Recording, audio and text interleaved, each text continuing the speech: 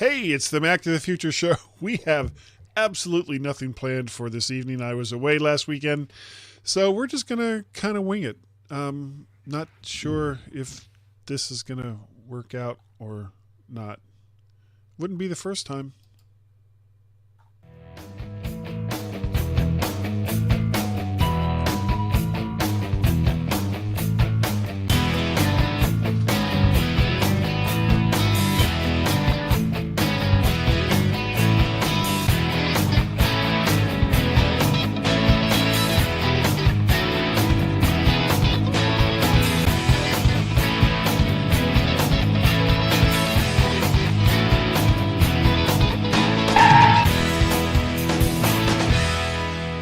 Hey, hello everybody. How come it's both of us, but it should just be my camera. So I'm very, very confused.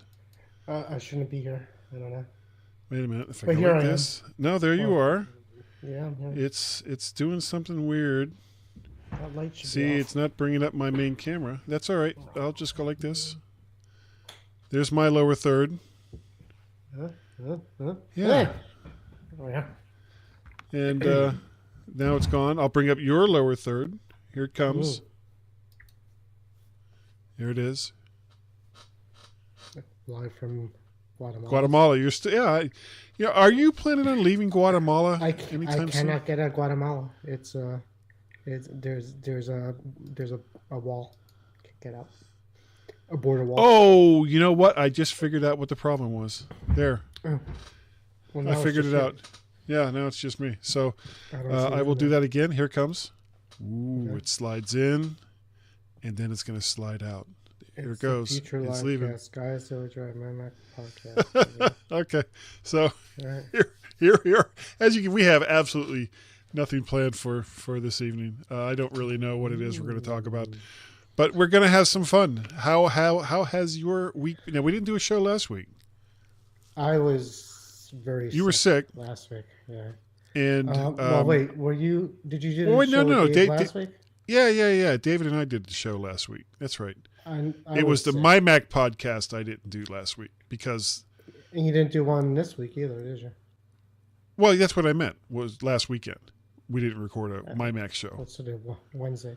You normally do it Yeah. on a Monday or Sunday, right? Yeah. No, it was usually it's on the weekends, Saturday or Sunday. It depends when Is it? both Gaz and I have time to sit Right. down and record.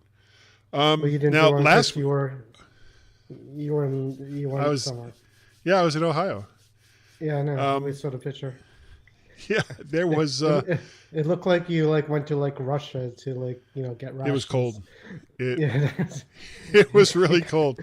You know, it because looked bad. well, you live in somewhere in Pennsylvania, so you Yeah. guys it gets colder where you are than it does Yeah. where I do here in Northern Virginia. Yeah, And but we didn't when get I the same packed for snow. this trip, it's not even like I didn't used to live in Ohio. I lived in Ohio for 4 years, so I've been through plenty of Ohio winters. But I got ready to pack for this trip, and I took nice, like right? 2 sweaters and a flannel lined denim jacket, and a couple of sweatshirts with like hoodies and stuff.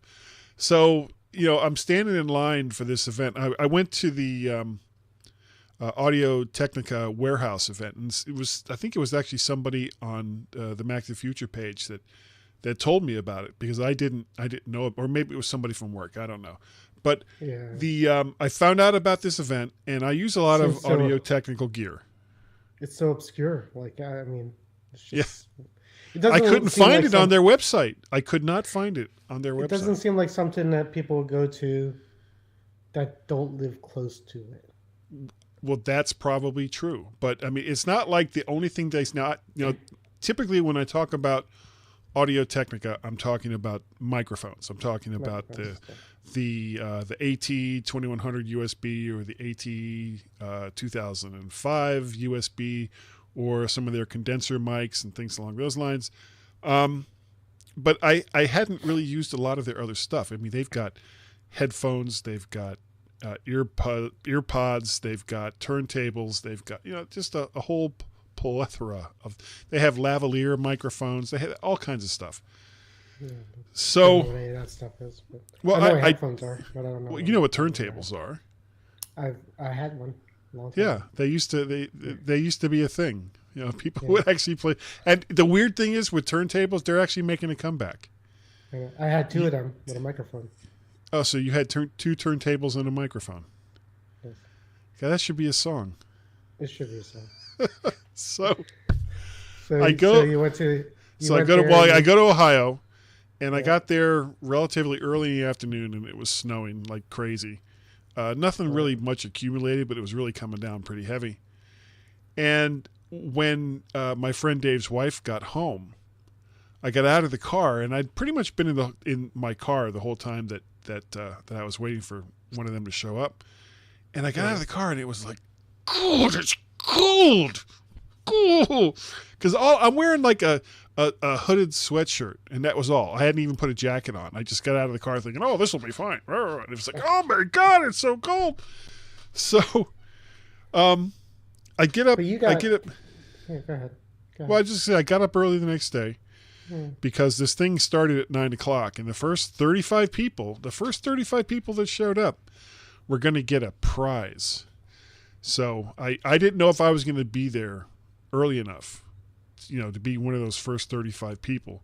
So Hmm. I get to where this warehouse is, and I get out of my car, and it was like, oh, okay, I see there's a line of people. There's no way I'm going to get this, whatever the prize was. I don't even know what it was. And I start, I actually parked relatively close, and I got out of the car, and I walked toward where this line starts, and it's like, oh, okay, it goes around the building. So I go to that corner, and I turn, and this is a relatively big warehouse. So then I look all the way down to the edge of the side of this warehouse, and the line goes all the way down to the end. And I'm thinking, Hmm. okay, well, it's a longer line than I anticipated. So I go all the way down to that end of the building, and I turn, and then the line goes across the front of the building. They have this like gazebo about halfway down the total length of the front of this building. And Hmm. it went past that, and I'm like, oh my god, this is gonna be crazy. So I get all the way to the end of the line, and there's that feeling you get. Now you go to amusement parks, right? You've been to amusement parks.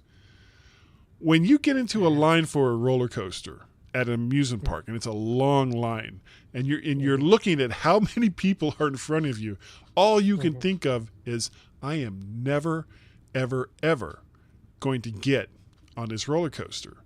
And then within a few minutes, a whole bunch of people show up, and now they're all behind you. So you're not at the end of the line anymore, and your outlook seems to be better. And that's that's kind of what happened here. I'm looking at this long line, and I'm all the way at the back, and I'm thinking, oh my god, I'm freezing my ass off, and I just don't think I'm going to get out of here. So then a bunch more people show up, and it goes almost to the end of the front of the building, and then the line starts moving, and it moved relatively quickly, considering that it was probably a couple hundred people. So what's the deal? They can only let a certain amount of people in at a time, or they just kind of go through the doors. They shop and they Well, leave like through there was another like door. Or, one regular door that you had to right. go through, Okay. and when I saw the area that they had set up, I understood why they couldn't just open the door and say, okay, everybody come in, because Right. the area just wasn't that big. So Okay. you had to kind of wait for people to go through, get whatever stuff it was they were going to get, and then get out. Yeah. So, and according to some of the people I talked to, they said that there were some people that showed up to be, first in line, because, that's a thing, at like 3 o'clock in the morning. It was like This. they waited for 6 hours for the doors to open in this freezing cold, I mean, so were that they they giving could be. away like $1,000 headphones? I don't I understand why can't people are doing imagine this. it's going to be more than like ear pods or something. And I'm sure they were very nice ear pods, or whatever it was that they were giving Yeah, away. I'm not getting up at 3 o'clock in the morning for anything. No, no, those I'm days. not standing in line at 3 o'clock in the morning for Jack. So what'd you get? Not You happening. got in there. What'd you Well, get? I finally got in, Stuff? and I started looking around, and the standard mic that everybody likes to talk about is the AT2100 USB microphone. Now you have what yours isn't an Audio Technica mic. It's a Sennheiser. Yeah, that was the one that Sennheiser. you did a review for. at Yeah, he wanted it mymac.com. back, and then he never took it back. So now I have it. Okay. Well, Yeah. the AT2100 USB is USB XLR microphone, and it typically retails for between $60 to $80, depending on the time of year or whatever. They had these on sale over in like the scratch and dent section for $24. Same thing with the AT 2005 USB. And I actually put a couple in my basket, thinking, "Oh, what a great bargain!" And then it was like, What you can do with what 10 am I going to microphones. do? Yeah, what am I? Well, I actually did buy some microphones, but I was thinking, If you you know, get like 5 or 6 of them, yeah. you could start a band or a Well, I quartet. just sold two of them to Dave Ginsburg, two of the AT 2100s that I had, For a and I profit. still have a AT 2005. So and I mean, you look around this, you can't, but if you looked around this space, you would realize that I have plenty of microphones. I have a crap ton of microphones here. I was gonna say a man can't have too many microphones, but actually you I've got could. You two of could probably these. I've got two of You these only, you only got PR40s. one mouth. How many microphones do you need? Well, you'd be surprised. Apparently, mine is rather large. So, If I didn't have this, I would just talk into my webcam or something. well, I mean, I've got if you want to get a little scratch going on, whatever. I've got another one of these PR40 microphones. This is like a 350 microphone, and Yeah. the only reason why I bought the second one, and again, why? It just happened to be on eBay one day, and somebody had one for like $220, and it was like, wow, what a great deal! And I went ahead and bid for it. It's like, then at the end of it, it's like, oh, I won. Crap. Now I actually have to buy the damn thing. So now I've got two of these microphones, and I don't know what I'm going to do with the second one. I guess it's a spare in case this one craps out. But besides that, I mean, I've got a bunch of other microphones. So Did you just buy microphones? Did you buy anything else? I did. I bought two microphones. I bought an AT 2050, which is a condenser microphone, which I don't particularly like. But again, this was a microphone that was marked down from $230 down to $80, which is a silly price. And then I also bought it was like their equivalent to the Shure SM58, which is everybody. If you do anything with audio at all, you know what this microphone is. It's a standard microphone that people use for like live performances and stuff like that. So this was like Audio Technica's version of the SM58 microphone. And again, way marked down. So I got that. They had these like round Bluetooth speakers that originally were part of a bundle with a turntable, but I guess it didn't do that well because they had a whole bunch of these. They must have had 200 of these little Bluetooth speakers that they were selling for like $25. So I bought one for each one of my kids, and I bought one for my buddy Dave, whose house I was staying at. I also got him some earbuds. I bought some other earbuds for the two boys, and also a pair for my son Peter's girlfriend Liza, and what else? Just some other, So you're like Santa with headphones and yes, Santa with audio gear. the ARS Santa. I keep saying, what's the blue ball microphone or the snow blue ball? The snowball. Yeah, is that what it is? Yeah, Is that honestly, anything? I'm not a fan. I'm not a fan of. Seeing on sale. It goes on sale every week somehow. Yeah, the problem is these are, if you're a podcaster or if you're somebody that's just getting started with audio, maybe you do stuff like you do the Let's Plays or whatever on YouTube, where you're playing some video game. Don't get a condenser microphone. The problem, I mean, there's basically two types of microphones. And since we don't Which have one is anything else this? planned, let's talk Is about this it. condenser? What's the model number? Do you know? Do you remember? No. It's a ham mic digital. Sennheiser and mic Ham mic digital. digital. So it's USB. Yeah. Yeah. It's also got a iOS adapter thing. But, yeah. Okay, well, I think it was pretty expensive, as far as I. it's a dynamic. It's a Is dynamic that good? microphone. Is that good? For oh yeah, oh crap, $260 for that thing. Yeah, I think it was. It was an expensive one, Okay. but Um, I only use it to talk to you now. So. the thing about microphone, there's basically two types of microphones. I mean, there's also things like ribbon mics and stuff like that, but I kind of throw those in with the condensers. You've got condenser microphones and you have dynamic microphones. Condenser microphones are powered. That's why you have these little buttons on audio mixers and on audio interfaces that says 48 volts or phantom power. So that's Mine has like supposed. a red light. Does that mean it's powered? I saw a red light on it. Yeah, yeah. Well, I mean, it's powered in that it's connected up to USB, so it's receiving the 5 volts that you typically get out of a USB port. But it's a dynamic microphone. Now, what the thing about USB microphones is because there's really no other power source that you can use a USB microphone other than a USB port on your computer. They all have to work with 5 volts. So a lot of them will have these what's called a preamp inside of the microphone itself. And when you speak into the microphone, you're engaging something inside there, and then that's being reproduced digitally, and then it's being amplified through the preamp and then out through USB in a nutshell. So, but the big difference between dynamic and condenser microphones is a condenser microphone that requires, and they all require 48 volts phantom power. They are typically really super hot, and these are the microphones that you'll see in studios that recording artists will use to sing, or they'll mic up drum sets or something like that.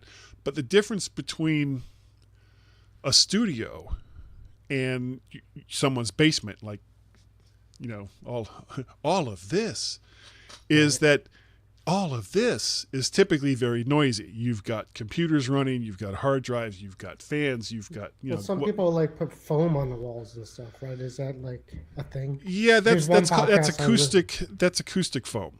And there's one podcast I listened to that they do that. Sure. They did that, so yeah. Well, what that does is it does that prevents help, or? things. Oh yeah, yeah. It prevents like echoes and things like that because it absorbs the sound that's being generated from within the room. But Gotcha. even with something like that, anything else that is running, especially computers and things like that just have fans or whatever running, is going to be picked up by condenser microphones, or at least the good ones, because they're relatively hot. Dynamic microphones, however, typically are not powered. But that also means that they have a much lower signal that's being output. Like this PR40 is a super, super gain-hungry microphone. The good thing about a microphone like this is if you're in a noisy environment, almost all the background noise within a certain level it's never going to pick it up. So all it's going to hear is just your voice as you're right on top of the microphone. So But is that powered, the thing you're talking about? No, this is not a powered microphone. This is a dynamic microphone. So it's going through an XLR cable to an audio interface, and then the audio interface is taking the signal and it's amplifying it before putting it out onto USB, which then in turn goes into my computer. Gotcha. So instead of having a preamp built into the microphone, the preamp is built into your audio interface or your audio mixer. And preamps can be a many splendored thing. You've got things like there's a preamp called, it's kind of an industry standard, the DBX 26, I think it is. And it's got de-essers and it's got dials and all kinds of stuff. And if you really, really know what you're doing, you can take a basic regular type of microphone and make it sound amazing. I don't have an additional $200 or the space to put in this like rack mounted preamp. So what I use is something like this. It's not this exactly. What I use like is that's a vape. You're vaping. no, That's it's exactly. this is a preamp. This is a preamp. Yeah. This is from a company called Simply Sound, and this is the brand new version of the SS1. But what I use on this is a cloud lifter. And I'm very, very happy with the cloud lifter. However, it is very, very pricey. It's about $150, but there's nothing you have to dial in. There's nothing that you have to worry about. You plug in a XLR cable into one end, output the XLR cable in the other end, and you're all done. Nothing you got to worry about. And this is kind of the same thing. I mean, here's a dynamic microphone. This is that Behringer 8500. And with most preamps, you have to have a cable come out of the microphone, then that goes into the preamp, and then out of the preamp with another XLR cable to wherever the next part of the chain is. But with this, you don't have to do that. You can take this and just plug it, bring it back a little bit, right into the rear end of the microphone, and then you just use one cable to come out, and then that would just go into your audio interface or whatever. And this adds about somewhere between 20 and 25 decibels of, sorry, my nose is all stuffed up. 20 to 25 decibels of gain, and relatively clean gain. I ended up selling Dave the older version of the Simply Sounds that I had at the time, because I kind of switched over to Fedhead preamps, which are kind of very similar to this. And of course, like I said, I used the cloud lifter for this one. Right. So, wow, I've talked a long time about microphones. It's been I think we're losing the audience here. So I'm sorry. Does anybody else have any questions about microphones? Not yet. Okay. All right. But there's a few topics we could talk about. The one I just thought about is the Edge browser. You hear about that? Yeah, we use that because we have Windows 10 at work, and that's what we're using there. So, but they're redoing Edge to run on the Chromium framework. Really? So they're gonna take Microsoft's Edge browser and put that on Chrome or the Chrome OS. No.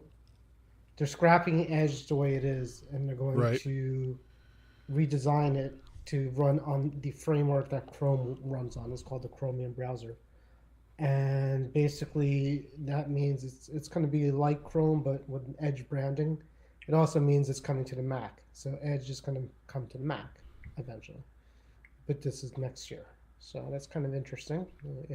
Well, do they work off of WebKit? Or is it something? Because I thought that Chrome worked off WebKit like Safari did. No, they're all different. One works off the Chromium kit, which is Chrome. Firefox works off here. Now I gotta Google this, but here. WebKit is Safari. Chromium is Chrome, and going to be Edge. Okay, WebKit no longer has any Chrome specific code. Firefox. All right, so Chrome is not using. As of 2017. Yeah. Okay. So WebKit doesn't. Other than for iOS. The Chrome for iOS uses WebKit. Almost because they kind of have to. Yeah. So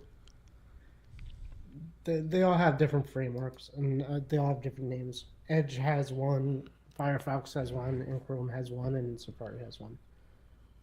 So Marcus thinks it might be WebKit, but it's going to be the Chromium based kit, like what Chrome is built on right now. So it's going to be built on the same rendering engine as Chrome. Okay, well that's not necessarily a bad thing though. Well, no, it's good for developers because every time somebody writes code on a website, they have to make it work. Check it against different browsers. So so anyways, Edge will be redesigned, and it will also run on more devices because that's what it's going to be. So that was interesting. And then, yeah, Marcus is putting out topics, but another one he's saying is if you have a battery that needs to be replaced, do it within the next 2 weeks because on your iPhone 6 or 7, possibly the 8, I think they'll do. They'll do it for $29 up until the 31st. After that, it goes up to $70. Back up to $79, well, which is still not a bad deal.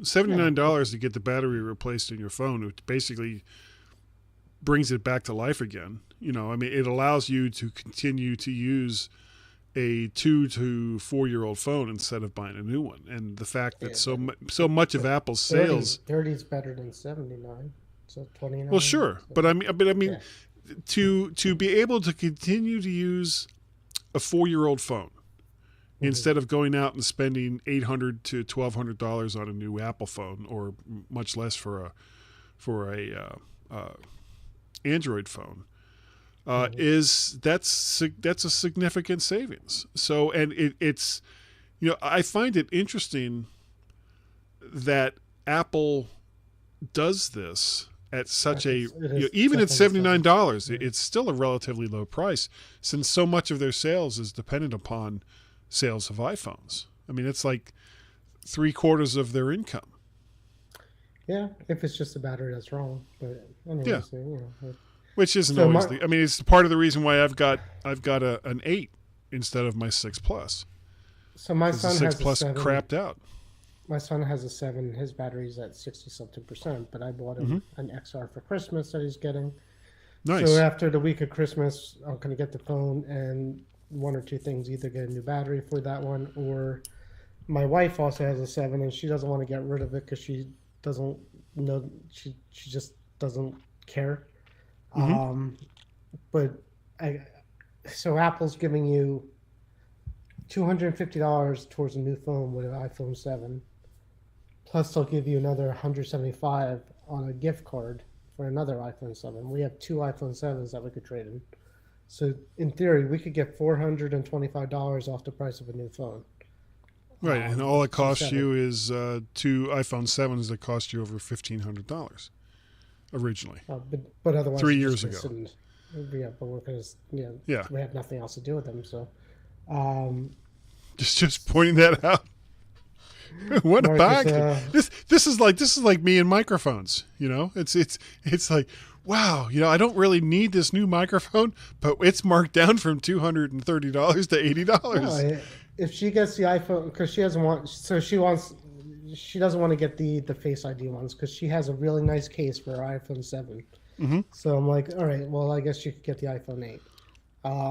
And that's $600 for the 64 gig, which you could do. Minus the $425 that we're going to get for credit.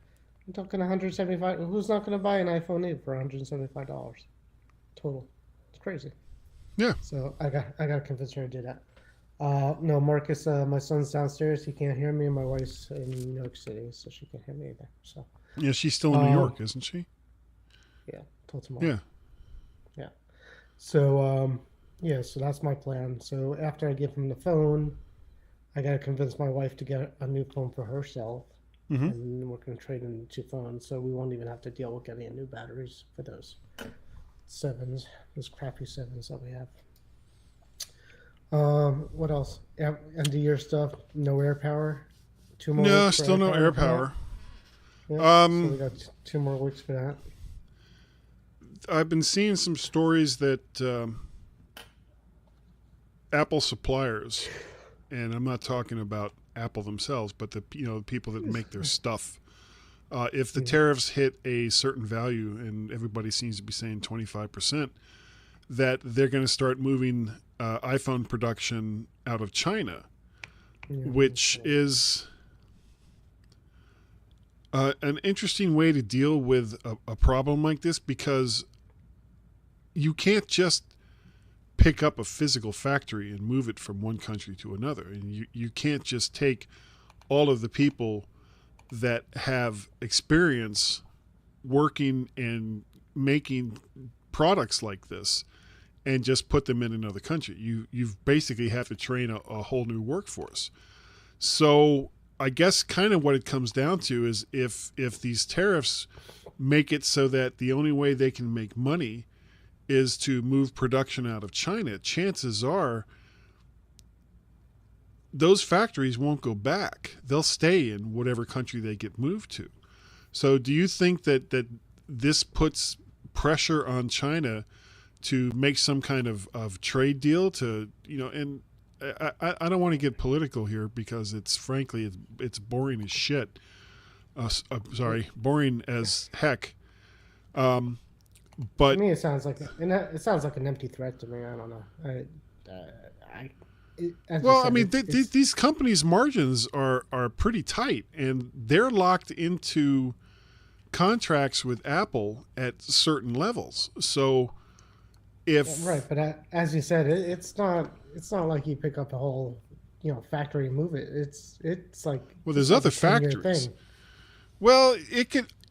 I think it could be done over the course of 2 years or less, but that's part of it right there. If they have to, in order to make money making stuff for Apple, if they have to move the factory from China to some other country, chances are, unless there's some significant change, they probably won't bring that manufacturing back to China.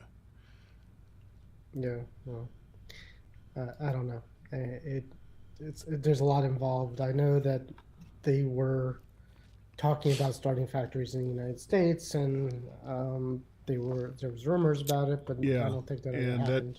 That kind of never happened, and probably won't. You can't just plop a factory that takes 400,000 people in China or some other country, and put it in like Youngstown, Ohio, where Chevy's closing that Lordstown plant. There's just not that many places or that much infrastructure that's built up in the United States to handle a factory like that. And the people the are expertise. Kind of trained. Yeah, also the employees are trained to do it. And I don't know. This between this and the Qualcomm banning so Qualcomm said they're banning some phones in China too because of the copyright thing. Is that what it is? Yeah. What am I reading? But something about but that only applies to phones running iOS 11. So all of the new phones, which is most of the phones that are being made right now, aren't part of this. So but the only reason they weren't part of it is because when the lawsuit happened, they weren't out yet. Right. But they still have the same. The same non-Qualcomm chipset. Yeah, or the same supposed copyright infringement. It's a patent thing. I'm looking at it. I'm trying to find out what it was, but it was something to do with like a feature that Qualcomm introduced. Somewhere I can't find it now. Well, regardless, unless Qualcomm here we go makes changes to. Oh yeah, but it applies in China, which while that's a big market for Apple, it's not as big as Europe and it's not as big as the United States as far as the number of devices actually sold. Not that there's certainly more people in China, but you don't necessarily have more people buying iPhones. It was a Qualcomm patent that said that they invented the ability to resize photos with your finger is what it basically is. Basically what they're saying Apple stole. And it's basically because just because the new phones and the new iOS wasn't out at the time of this ruling, that's why they're not affected. So yeah, it's pretty much crap. China has problems, I guess, with iPhone. Tim Cook. Well, they have problems. It's the difference between the type of government that China has and the type of government that most Western countries have, in that China's government pretty much dictates. It's almost the opposite. China's government pretty much dictates everything that these companies are going to do, sometimes upon pain of death. Whereas corporations pretty much tell the U.S. government and other Western powers what to do. So I guess it's kind of a pick your poison. You know, who do you want to tell you what to do? Governments, totalitarian governments, or totalitarian corporations? Make up your mind. Tim Cook just does shots anytime anybody mentions China at this point. Yeah, I imagine he does. I don't blame him. Because the whole thing was kind of his deal, but we're not going to do a commercial or an ad tonight. I don't really see the point. I think we're almost done here, but I'm looking to see what else is going on. But yeah, China's a problem. Office dark mode is coming to the Mac for Microsoft Office. If you're an Office user, I have it. Well, how's it look? I haven't looked at it yet. I keep getting notifications that I need to update Office, and I'm guessing that's part of what that is. Yeah, I get that notification every week. It's like it's a Microsoft thing. They update it. I'm actually in the Office. Yeah. I enrolled in the beta program in the Office. So I get it a little bit sooner. Yeah. But yeah, it's fine. It looks pretty good.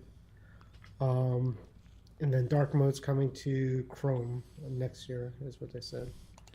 Well, I don't really use the Chrome. It's weird. Every time I restart my computer, and I keep meaning to go into System Pref's startup mode or startup programs, but Chrome comes up every time I restart my computer. And I know it's got to be in my user folder for programs to start. Somewhere. But I just keep forgetting to do anything about it. As a matter of fact, while we're here, I'm going to look in System Preferences and go to Users, Login Items. What do you know? Chrome is there. I'm stunned. I get rid of that. And everything else. Radio. Magnet, Dropbox, Night Owl, Audio Hijack 3 Schedule Helper. I have the new MacBook Air, by the way, and yeah. Oh, did you just buy that? Last week. David is saying he's sorry, guys. He couldn't be here tonight. Right. Honestly, Dave, if you're watching, we're almost done. Yeah, we're almost done. Anyways, dark mode on the new MacBook Air looks really good. It somehow looks better on the MacBook Air than it does. And I think it's because the new MacBook Air, the display is not as bright as the Pro. So dark mode actually looks darker. Fits it. Looks darker. Dave, if you're watching, you didn't see it. Here's that new redesigned Simply Sound SS1. Isn't that thrilling? So when you went to this thing, yeah. In my town when I grew up, we lived next to a Conair factory. I don't know if you know Conair, but they make stuff. Yeah, air conditioners and. Incoming call from 609-90. Alexa, hang up. What? Solicitor.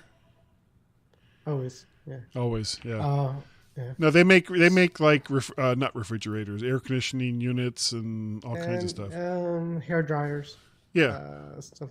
So yeah, we used to go once a year. We would go and we get hair dryers and combs and gel. Well, this was the '80s hairspray. We got a lot of hairspray. Yeah. Because they made a lot of it. See, and if it wasn't for all that hairspray, I'd still have hair on top of my head. No, I wouldn't. Spam. Yeah, it's spam. I got a message saying it's spam. Well, there you go. I know, right? Scummers. So that's all I got. Unless you got anything else. No. I think I know Warren's got some stuff he's talking about here. He spent a lot of time working John up. So. Who what? John Braun from the Mac Geek app. John F. Braun. Oh yeah. Yeah. Oh, I saw that. Marcus, you naughty person, you. I don't talking all that trash. I don't get involved with that stuff. Yeah, I try not to too, but certain things I do defend. Trying to fight, trying to argue politics on Facebook. It's not my deal. No, that's not true. Ah! It's Okay. Yeah, it's kind of pointless. I'd rather get hemorrhoids than no, you really don't want to do that either. Do both. All right. Do either. All right. Well, I think that is going to. That's going to about do it for tonight. It's going to be slow until the new year, I think, but we'll see. But I'll be around if anything comes up. Now, I thought I had a thing for you. Guatemala? No. I mean, just a thing. Well, I guess because you don't really put much out as far as social media contact. Everyone, you can find stuff about Warren on the Facebooks. Google me. Back to the Future. You can Google him.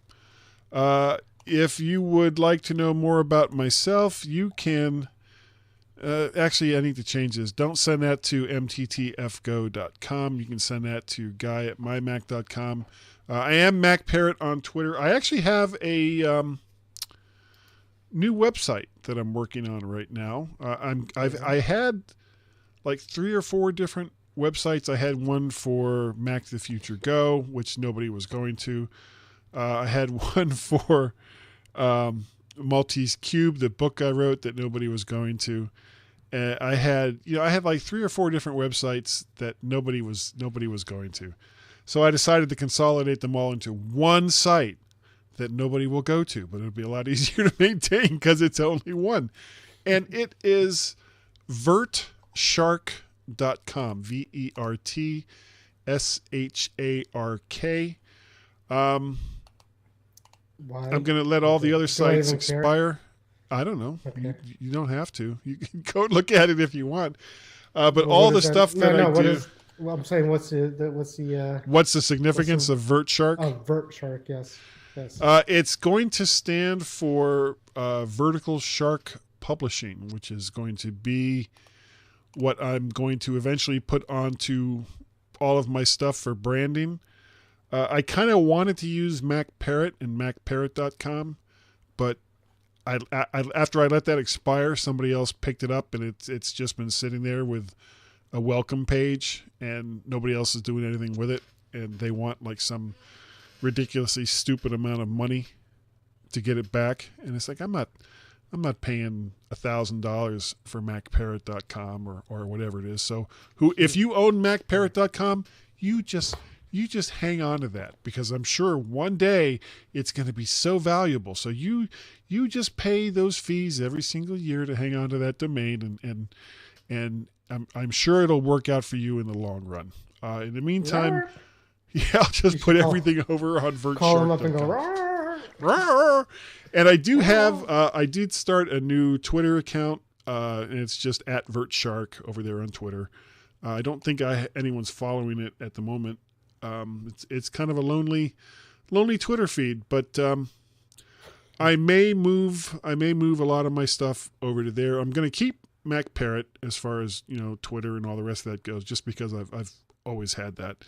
But as far as making announcements of podcasts and books and some of the various other things that I do, that'll all be over on Vertshark and going through the Vertshark Twitter feed. Awesome. So then I just need to decide whether or not I'm going to set up an email, blah, blah, blah @vertshark.com. But, it's like $5 a month through whatever the provider is that I'm using for an email address. And it's like, that's just not worth it. I can just get a free one off of Google. So I think that's going to do it for this evening. Awesome. I know Frank Petrie has been working on some new closing themes that I was asking about a couple of weeks ago. If anyone else would like to try their hand at a closing theme, it's about 42 seconds. That's all I need. I've got iTunes gift cards. Not $100. You're not going to get $100. Oh, okay. But I have 4 $25 iTunes gift cards, and the person that will make a 42 to 45 second theme song that I find acceptable will get one of those cards. We So, can't woo! do Gary. We can't do This Is a Theme to Gary show. That was my. No, that's kind of copyright, dude. Yeah, somebody has that. Theme to Gary show. The opening theme to Gary show. This is the song Gary that called you me hear. When It said that I Gary needed a called me theme up. song. Yeah. It's All right. almost halfway finished. How do you like So How do far. you like The theme to Gary show. Say goodnight, Warren. Say goodnight, Warren. All right, man. I'll catch you. Whoop. Wait, hold on. Ow. Okay, sorry. You started to talk again as I was starting the theme. What was it you were going to say? Bye. Oh, that was it. Okay. Good night, everybody. Good night, everybody.